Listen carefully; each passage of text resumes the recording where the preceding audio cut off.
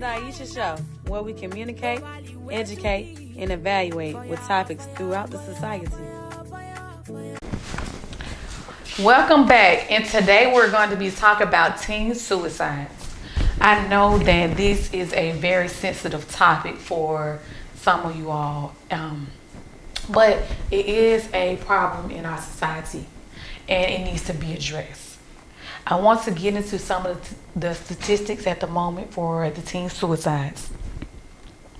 The CDC reports that more than 20% of teens have considered suicide. Girl and minority adolescents charted increase in suicides. Between 2011 and 2020, suicides by overdose has jumped 12.6% per year among females. So majority of the teens that are committing suicides is minority or females. Teens are now finding more lethal ways of poisoning to commit suicide. Either they're overdosing or they're using firearms. And some communities are allowing it easy to access firearms for teens to commit suicide. So that's another issue that we have to prevent as well. Between 2012 and 2020, firearms was used among Black adolescents. And even in the statistics that we know today, they address that minority have the hardest hit when it comes to suicide because of systematic racism, cultural disenfranchisement, and easy access of guns in some of their communities. And when you're talking about teen suicides, it's many different causes that can be arise, such as social media, the internet life, things like they start distancing themselves. Some more causes could be school tests. They put more pressure, or many people may put more pressure on them that they can handle. Also, a big one is bullying. Bullying is a very big one, especially within children alone, but especially within the teen, age range, because when teens start to, feel themselves, they want to be around their friends, or they want to become friends with a certain amount of people or a certain group of people that, the other group of people not allowed them in as a friend. So they become bullied. And when teens become bullied, they get depressed and they distance themselves from many people, and they can become suicidal. So we have to make sure we are we have to make sure we are observing, actually discussing this with the teens, and actually, holding on to these teens, communicate with them and ensure that you are knowing what's going on in their world, who the people they're hanging with, because anything can switch at any day. Sometimes you may not know that your teen is being bullied. So, the communication between your teen will be a big step. And also observing, your support system, discussing with them if they have noticed any, different, communication factors, or any distancing, or just any kind of, behavior issues that you may not notice at home.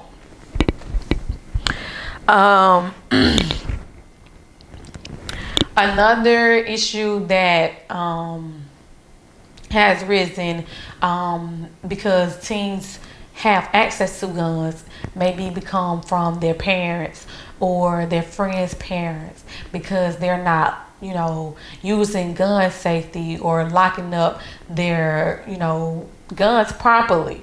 So they do have many classes out there for gun safety and, the proper way to store your gun as well. And I know it might be remedial or may feel like, oh, that's common sense, but some people may not know. Some people may not know how to properly use a gun or even store their gun. But we must store our guns safely, and understand how to properly use our guns as well to prevent teen suicides.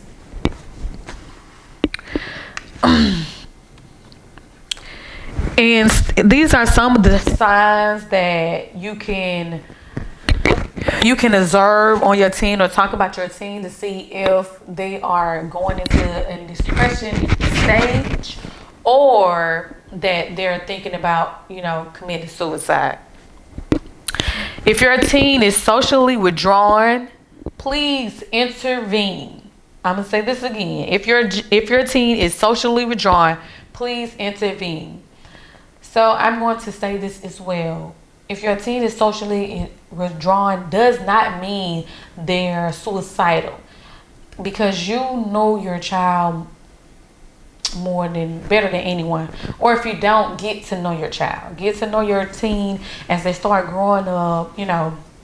Because your teen is going to go through different changes, such as puberty, such as periods, different hormones that's going to go through the teen. So just connect with your teen. Your teen may be social withdrawn, but that may be their personality. It's a difference. It's a difference between a drastic change and something that's normal, but you still want to be aware. Another thing is opting out of social games. If your teen usually go to social events, social football games, or at the school or at the park, or your teen is just a very outgoing person, love to be around people, love to go and support, and your teen just stop, all of a sudden just stop. Of course, that's alarming. That should be alarming to anyone. So you can intervene as much as possible to not push them more over the edge. You can intervene many different ways. You can intervene through their friends. You can intervene yourself. You can intervene through, if you have other children. You can have other relatives intervene that way if they're closer to other relatives than you. So it's different ways you can intervene. And we talked about social withdrawal, physical discomfort, such as they don't like themselves, they don't like the way they look. I know with females we can be very emotional, so once you start our cycles and stuff, we start to go through puberty, or we think this dress makes us look fat as a teen, just be assured to pay attention to those different things. I understand a lot of things can be normal, but it depends on the severity of it, how dramatic or drastic it has become within your teen. Because it can become, well, I feel like I'm fat, I don't want to go out anymore, I don't want to be around anyone anymore, when in reality you're not that way. So make sure you're encouraging your teen. Hey, you're not fat, you're beautiful, you're handsome. So that way, they have the encouragement to go out, enjoy, and, not becoming in a depression state. 10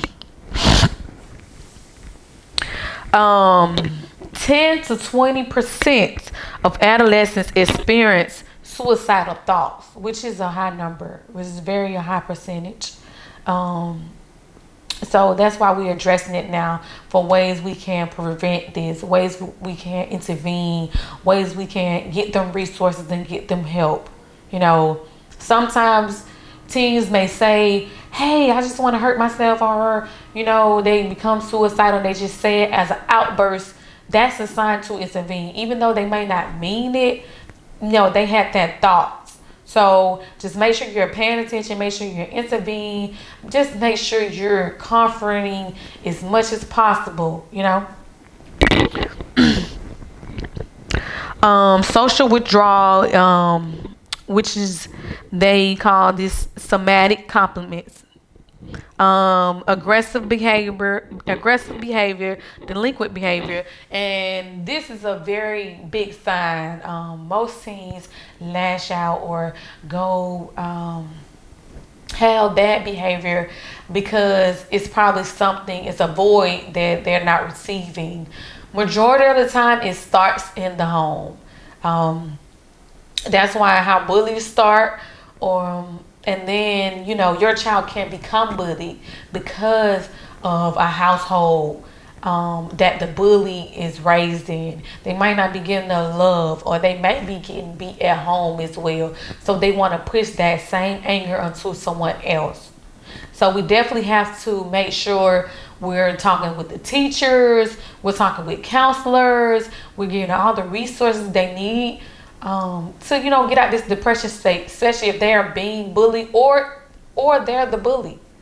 So you have to know their friends, know where they hang out. If they're gonna have sleepovers with the girls or sleepover at the guy's house, make sure you have, the parents' number. You have a relationship with the parents before they sleep over, because I know it is very scary. It is very scary for you to have your daughter or your son go to his friend's house to sleep for the weekend, and next thing you know, when you go to pick him up, he's gone.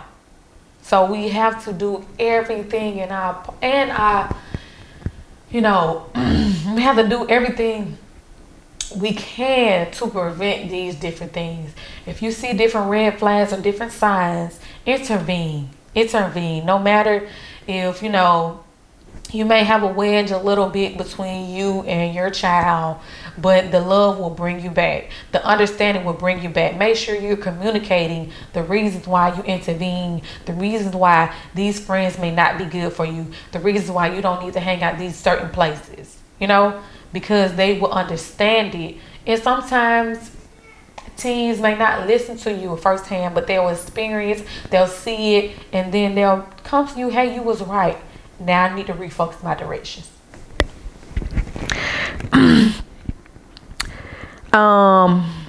Teens can start to have anxiety and depression, which will allow them to have social problems. They will have thought problems and attention problems. I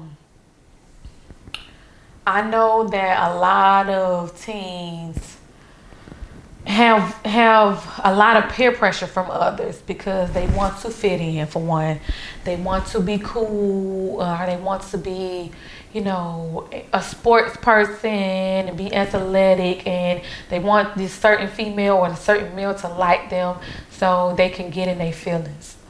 So it's our job as parents, as caregivers, to make sure that we are communicating with them before they even get to that stage of puberty, and the romantic stage, the girlfriend boyfriend stage, that we are discussing everything with them, the different factors that they're going to go through before they even hit puberty. And I do understand that a lot of females, especially minority females, are hitting puberty before they are a teen.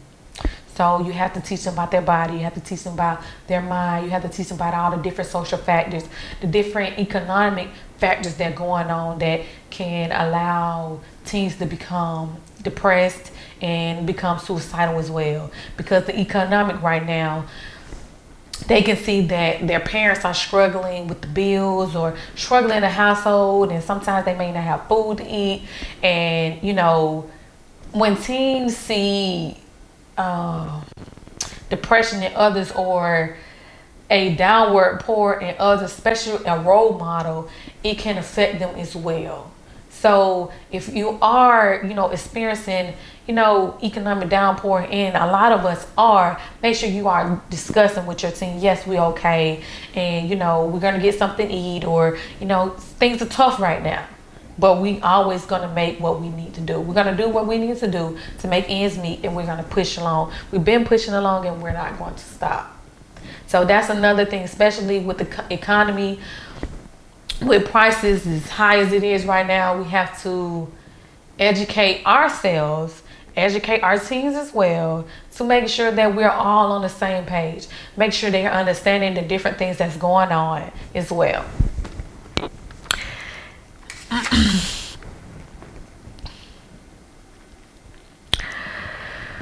Having a support system is one of the best solutions when it comes to teen suicides, when it comes to teen issues, either it's behavior, social, mental, having a support system, and a good support system is good. It's great. I know that sometimes it can be hard to build a great support system, but you have to start with yourself first. You have to be the biggest cheerleader or the biggest supporter and encouragement as much as possible to your teens, because they are going through so many different things, such as in school, such as at home, with friends, without friends, and it's different things. And it can be something small as your teen doesn't know how to ride a bike, which can, affect them mentally in their mind. All their friends know how to ride a bike and they're never taught how to ride a bike. I was just using that example as that may be minor to us as parents, as caregivers, but as a teen, it's a big issue because they want to go out with their friends, hang out with their friends, do the same thing their friends are doing. And I'm going to use another example such as video games.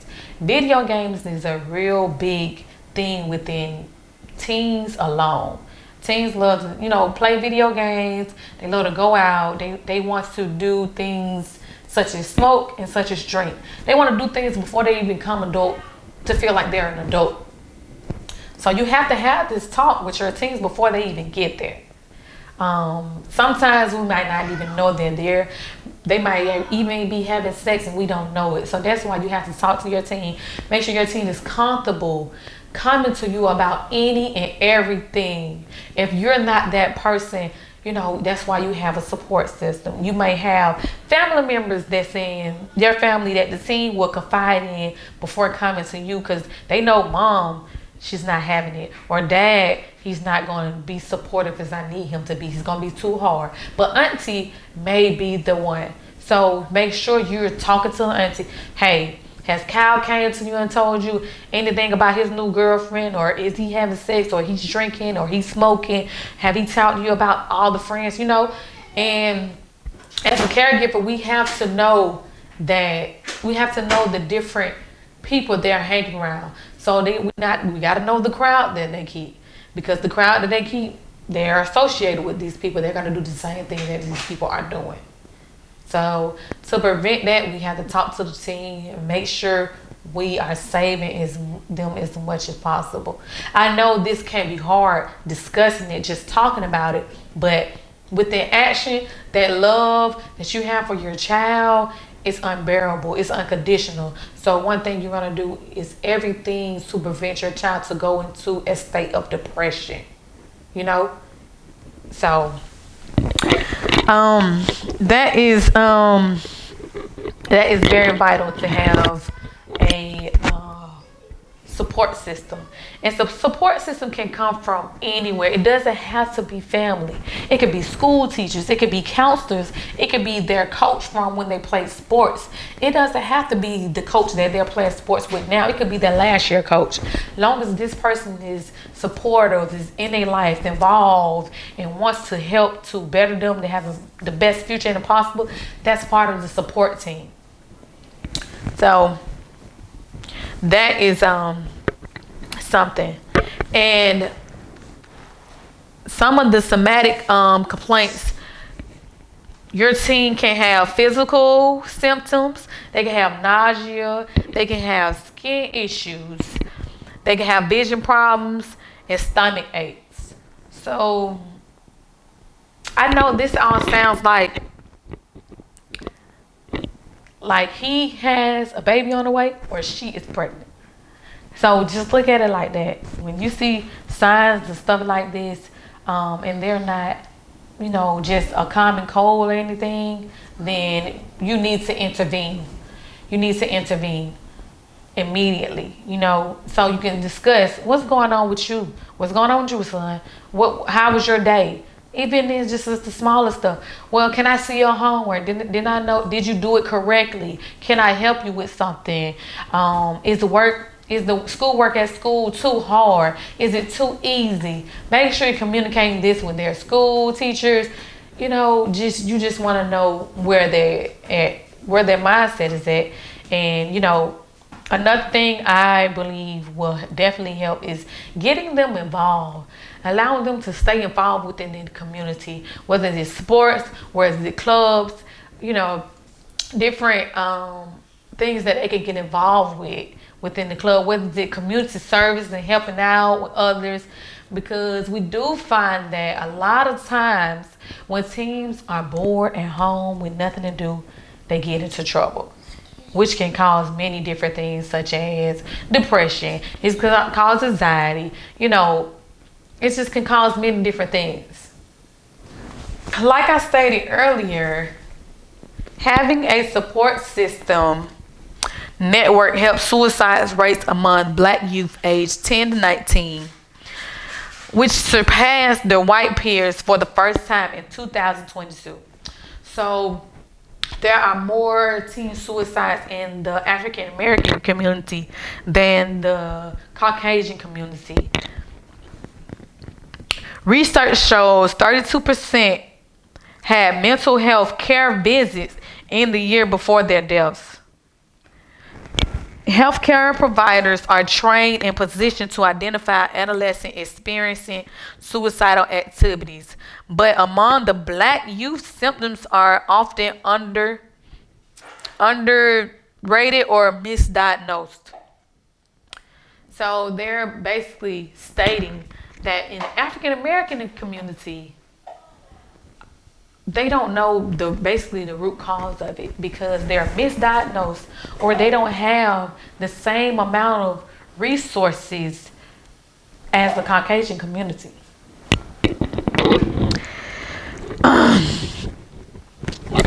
Pediatrics have a screen for patients 12 and older at least once a year. So this is a program that they saying they're starting. They saying that this is the screening, and this is the first step within screening. And the most pediatrics office, they start screening starting at the age of 12, and they do it once a year for each patient. This enables them to catch warning signs that parents, caregivers, or school personnel may have missed. So that's another part of your support system that can help as well. But the basic screening will be: are you feeling safe at home? Are you feeling like you want to harm yourself? These are the type of questions that they ask during the screening. So they are trying to implement some things. I think some things can be implemented a little bit more so we can pay attention to what's going on, because as I stated earlier, research shows that 32% had mental care visits in the year before their deaths. So 32% of these teens actually was in the mental facility for some kind of issue within the mental capacity before they even did suicide. So they did get help, but in my opinion, the healthcare provider, I guess, was not communicating enough to the parents, or they wasn't getting enough help, or they was not progressing to the point where they still wanted to commit suicide and completed it. So this is a problem. This is a big issue, and I understand there are many resources out here to help your teen get the help, but we have to make sure they are progressing, that they're getting up out of this depression state, that they're feeling like they do not want to commit suicide anymore, they're not getting bullied anymore, that social media is not allowing them to go in a depression state anymore. So we have to make sure that they're improving. We have to stay up on it and make sure they're getting all the help they need. Sometimes the first caregiver or the first psychiatrist or counselor may not able to help them. So move them to another counselor that actually will help them, improve.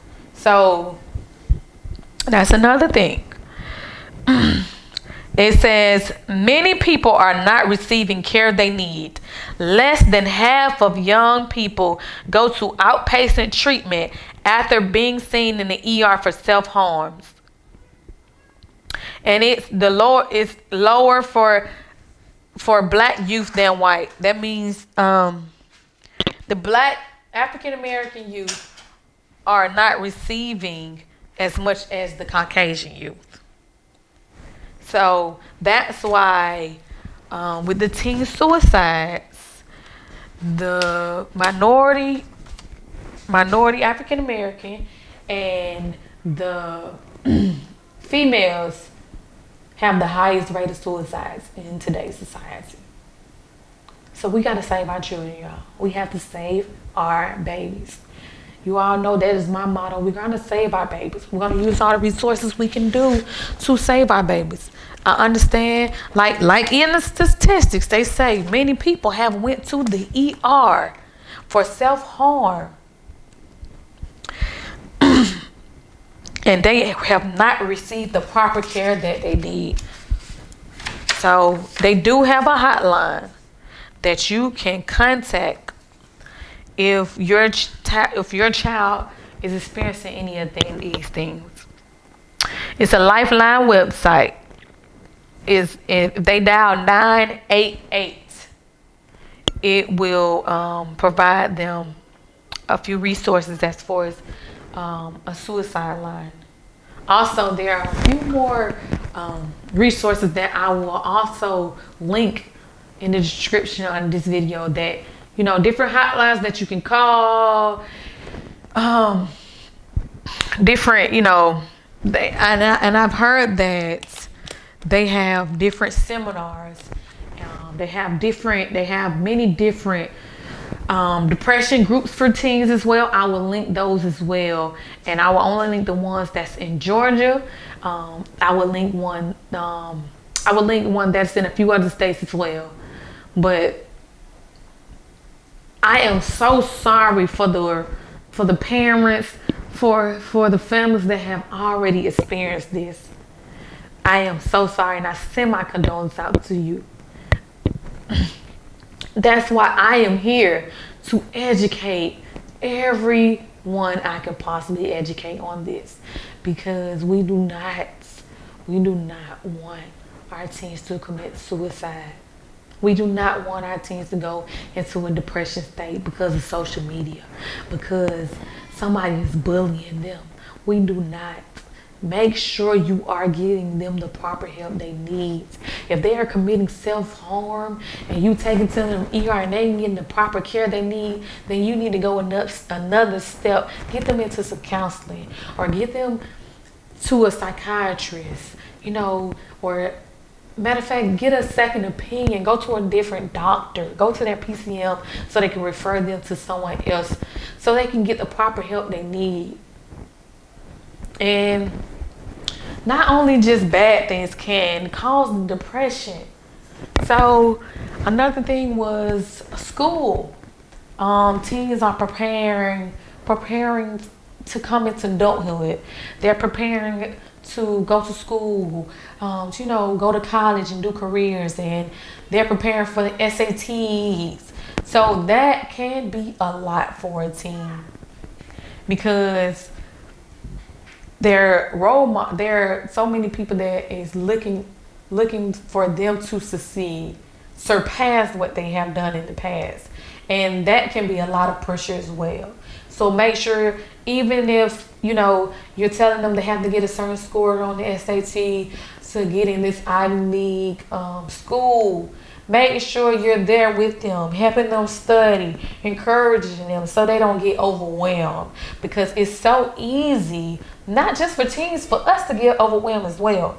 And so it is so easy for us to not see the signs because of the society we're in right now. We're working, we're going to school, we're making sure we're cooking, we're making sure we're clean, making sure we have everything we need in just a ordinary household. And sometimes we may not see it. Sometimes the teens can hide it, So you just make sure you're checking up on them. Just check up on them as much as possible. Sometimes teens may not hide it until they get to a point where they start doing outbursts. So, you just making sure you confide in them as much as you can. And thank you all thank you all for, tuning into my channel. Now we're going to be back with many different topics, many different subjects. I would love you all's opinion. If you would like to come on my podcast and talk about teen suicides, or you are a resource to help with teen suicides, whether you're a counselor, a psychiatrist, or in the mental health department, or you do seminars, or you have a group for teens, please comment, message me, and I would love to implement you with this as well. So thank you. I will see you all later.